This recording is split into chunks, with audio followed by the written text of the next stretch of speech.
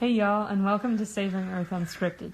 Due to some technical difficulties and unclear outlines in the past few episodes, this is something like our fourth episode ever recorded, our first official episode, our first official episode, and our first official episode that will later be transferred to YouTube. If you've just started watching the program and you're very confused, not to worry. Saving Earth Unscripted is a weekly show on Instagram Live, that's where we are now. There's a loose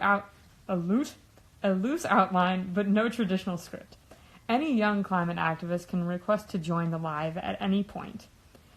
And alongside any pre-scheduled guests, they'll make up the highlight of our program. Just a reminder, at any point, you can request to join the live. Before anything else, though, I'm going to take the time to answer and ask some of my favorite questions that I've received. So, Adsa asked, what is your favorite thing about advocacy? My favorite thing about advocacy is knowing that I'm trying to make the world a better place. This may make very little sense to you. But, reminder, I did not say I'm making the world a better place. I don't know for certain that I am. I hope I am. I'm definitely trying to. I try every day to be kind and more understanding and fluid and chill with people and their choices than I was the day before, and I know that sounds sentimental and completely non-badass. But on the other hand, being an obstructive troll isn't exactly the height of cool either, so I just picked the uncool that felt better, and I'm doing life that way. I don't like saying I am making the world a better place, because that implies that I am the perfect advocate and activist, and that I can do no wrong whatsoever, and that I'm absolutely sure that I'm even having an effect. And I don't know that. I just don't know that. I enjoy making connections with people, and I enjoy doing what I can. And there are so many people, especially right now, especially now in this time, who don't think, don't act, won't act until it's too late. And I'm being really convoluted right now, but all that's to say, I delight in knowing I'm trying, because trying is better than not trying. That's pretty much it. And then the next question. Does every student need to be an activist? Iris asked this. Iris, yeah. Let me see. I'd say yes. My reasoning is that there are so many issues in the world, and we have to spend our time trying to affect the world we live in, trying to solve some of these issues, because otherwise we're just going to be sitting back while the world changes around us. And that is not appropriate, nor is it fun, nor is it empowering. Like, does every student have to be an activist? Every person of student age should be worried and angry about all the shit that's been going down, and every student should be prepared to do something about it, even locally, even just at their school, if something's gone down at their school, you know? Like, you don't have to be a climate activist, but you have to act somehow, some way. And then Brown Girl Green actually asked this question. Why should young people engage in politics around climate change, even though they can't vote yet? So, voting isn't the only way to express your voice, and it's definitely not the only way to use, cement political power. Politics is all about imagery and likability. Whatever you can do to help the image of a law that you want passed or a candidate that you tolerate more than the others. Use your talents. Use your talents. If you are a writer like me, you write. If you're a doodler, doodle, draw, you know? I guarantee it will make life and politics a lot more fun if you do that. And, like, this is pretty much me following the loose script right now that I prepared, because otherwise that's, not going to be any fun if I, just start spewing. Anyway, the point is, I shouldn't improvise that much. But yes, so we have our first guest coming up. Brown Girl Green, Christy.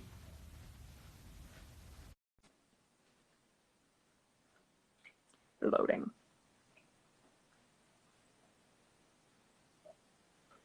Hi. Hey. So, pretty much, for the people that are watching on my end, this is Christy. I'll allow her to do an intro after I say that for the people who are watching on her end, if there are any. So this is Saving Earth Unscripted. It's a weekly show on Instagram Live, which is where you are right now.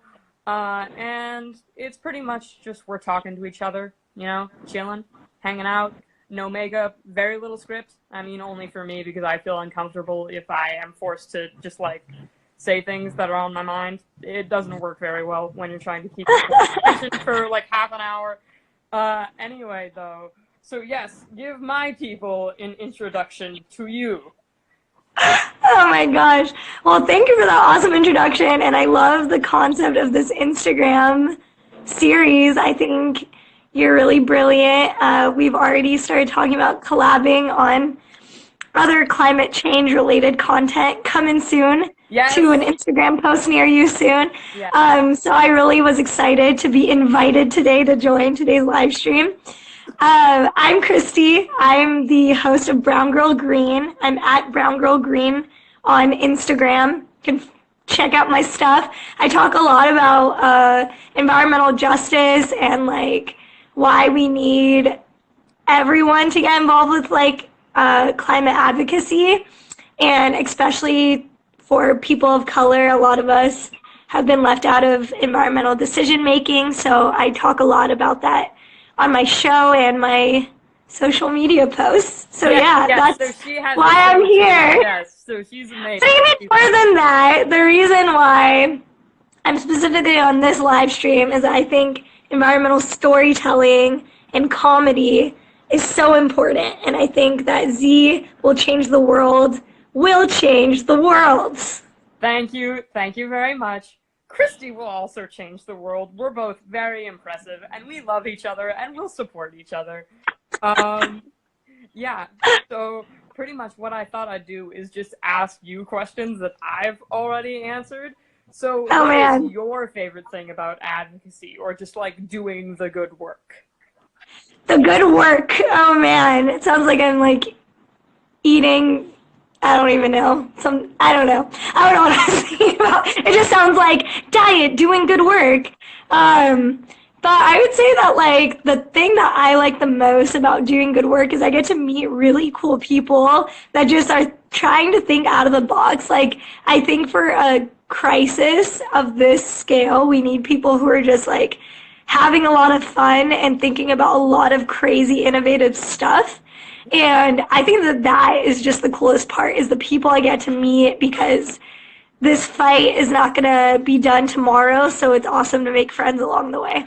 Yeah. So actually, Brown Girl Green, your show, so you reached out, I think, to Jerome of the Climate Reporter, and that's how we met.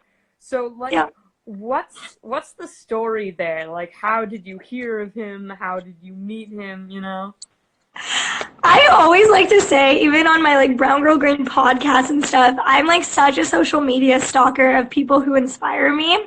And I'm a major stan. I'm a stan of all the climate activists that ever were. I don't even know if I use stan correctly in a sentence. But anyways, I stan Jerome because he's really awesome and dope.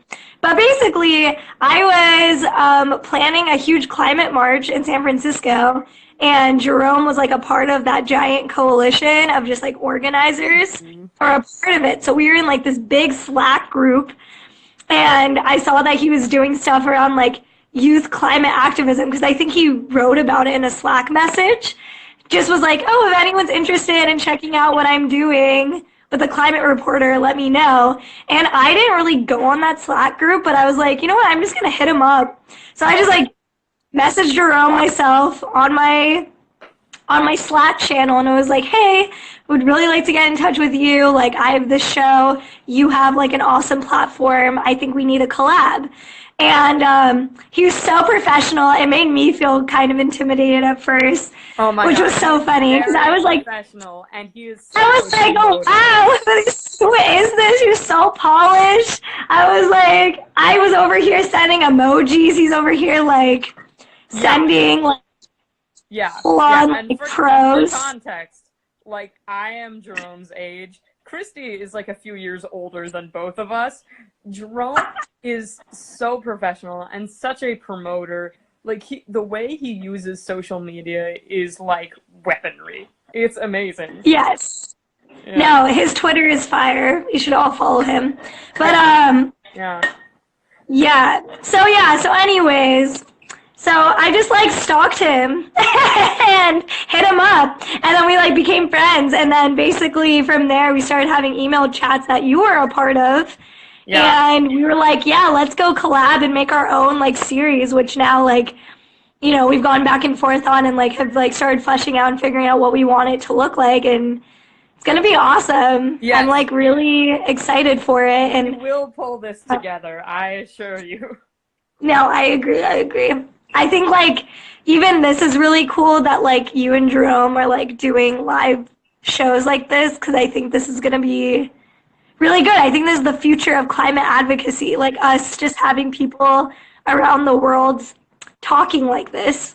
Yeah. And just like instead of watching your Netflix, you're just watching people have conversations about climate change, you know? That's you're watching Christy and Z, because Christy does like the science and the reporting and the funny, and then Z does like, well, who is this? We're about to find out because she's interviewing them.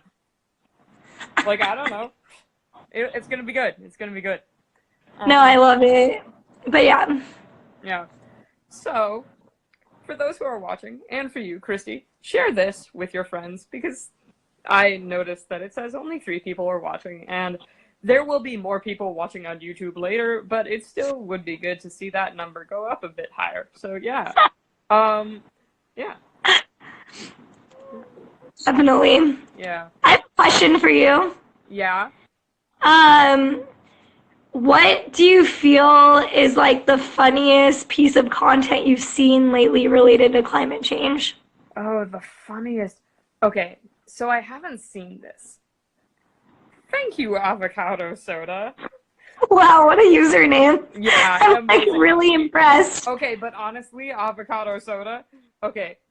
So, I drink that. Sophia has the best art. Everyone follow Sophia. That's avocado soda. Good art. Good art. Anyway, though. So I haven't actually seen this, but the video of Bill Nye, and I feel bad that I haven't seen it because it was on Last Week Tonight with John Oliver. Yeah. Which, I mean, I love. I love it. I love John Oliver. I haven't watched him in a few weeks. I don't know what happened. Anyway, I should get back into that. And I feel like when I do watch that, it is going to be really funny. But in terms of things I've seen, I actually did watch Bill Nye's new show for like a bit, and then I stopped. But there was an episode where I think a comedian, like Zach Braff maybe, like really on and talked about climate change. And it was just like, I don't want to talk about climate change. I want to talk about like something like he said, like my underwear is missing. Like, I don't know. That was funny. So that was funny, yeah. Wow. I haven't checked out Bill Nye's new show. I know he like literally just came out with a podcast, so I want to check that out. Yeah. But wow. What do you think, like, what kind of content do you feel like really, like, if you knew nothing about climate change, like, would have like re-inspired you? Like, is there anything that you're like, dang, if I didn't already care about this, now I really care about it? That's hard for me to think about because like so much like so much into my brain that I care. That's true. About I couldn't even answer that question, so yeah. I don't know. Yeah. Never. I don't know. I just feel like you're right that like comedy and goodbye. Bye. Yeah. Comedy and human stories and just definitely like sort of casual venues like this, like climate change is such a big topic that when you can make it small and package it and give it to someone, like, here's why you should care, like that's good. That's absolutely the greatest. Yeah. So it's content like that. It's content like ours. Wow. Nice. I agree. Do you have any other questions for me that you'd want me to include? Not really. Not really. You can hop off the live if you want, but keep watching and tell people to watch. Yeah. I would love if you showed any of us any like memes or articles you really like. But yeah. I don't know if I have any. Maybe that would be an interesting thing to grab for next time. Definitely. Well, thanks for inviting me on. Yeah. Have a good rest of your show. Yeah. Stretching.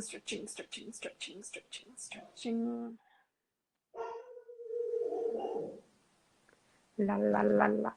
Mm-hmm. La la la la. Mm-hmm. That noise in the background is my dog barking. So, yeah. So I went to LACMA today. LACMA. Tomato. Anyway, so I went to the Los Angeles County Museum of Art. Yeah, that's what that stands for, I think. Yeah, anyway, my dog's still barking. But I wrote a piece today as part of a Write Girl LA workshop, and I recommend you check Write Girl out because the piece was amazing. Hello, Iris. Yeah. So the piece that I wrote, it was okay, you're leaving. The piece that I wrote, it was inspired by humanity's relationship with nature. And it doesn't really have a title, but for this, I mean, an official title, but for our purposes, I'll call it This Planet. Tony Smith's Smoke reminds me of the void that is deep space, and the life we have built for ourselves inside of it. The human story is great, strange, terrible. We have created ourselves out of natural earth. Most of us remain detached from nature and unaware of its importance. We fought wars over our own land, our own skin. It is highly unlikely that we are alone in the universe. There is overwhelming reason to believe we are not. As Calvin from Calvin and Hobbes once wisely said, the surest sign that intelligent life exists elsewhere in the universe is that none of it has tried to contact us. But according to our current perspective, we are definitely alone. There are no other stories, big stories, stories like ours, out there. Shall we do what we do best, or worst, and create one? I have long been interested in terraforming and colonizing other planets. The possibility, the imagination, the creativity that's required to do such a thing. Particularly Mars. But to terraform also requires a global, geological, emotional understanding of planetary habitable bodies. And we do not have that understanding. Not even of our own first planet. We can't escape. As I say, escape, in quotes. There is no escaping us. We need that awareness. We need that awareness. We're a few minutes away from the end of our program, but before we go, I'd like to share with you all some lyrics, a few lines from two songs. This first set is from Cage and Aquarium by They Might Be Giants. This is the spawning of the cage and aquarium. Don't wait, a moment too soon. Used to be different. Now you're the same. Yawn as your plane goes down in flames. But on the other hand, there's a set of lines from Capsized by Andrew Burt. And when you wake up, night's falling. Someone is by your side. Pull it together, darling. You're not alone. I just want, if there could be one thing that changed about humanity today, tonight, if there could be one thing, it would be that we think, that we are kind. And I know that people already think and are kind, obviously. But does that describe us? Or in terms of going off to other planets, in terms of fighting wars? Like, who are we, really? How would you describe humanity if you were an alien? If you were an alien species? Humanity fights itself. Why wouldn't it fight you to death? Why wouldn't it remove any trace of you from the universe? Why would it not satisfy its ego by saying, I am the only superior thing in this universe? There's a lot humanity has to look forward to. I honestly believe that. I honestly believe that we can get better. But let's not yawn as our plane goes down in flames. Let's put the fire out, get the plane up and running, and in this metaphor where the plane is somehow surviving all that, let's talk to one another. Sit there and talk. And connect. For those of you watching on YouTube for the first time, this was an enjoyable experience, was it not? And if it was, of course it was, then don't forget to tune in next week. And this time, maybe you could be there live. Maybe be a guest. But whatever you do, think. Always think. Doesn't have to be about me. Of course not. But always think. And if you missed the beginning of this, go ahead and watch it on YouTube, the beginning, all the way to the end. It's a good story. One that doesn't have any plot. It's a good story that allows people to connect. Good dialogue. It's a good story that allows people to dream. Without guilt. But only if we put the fire out.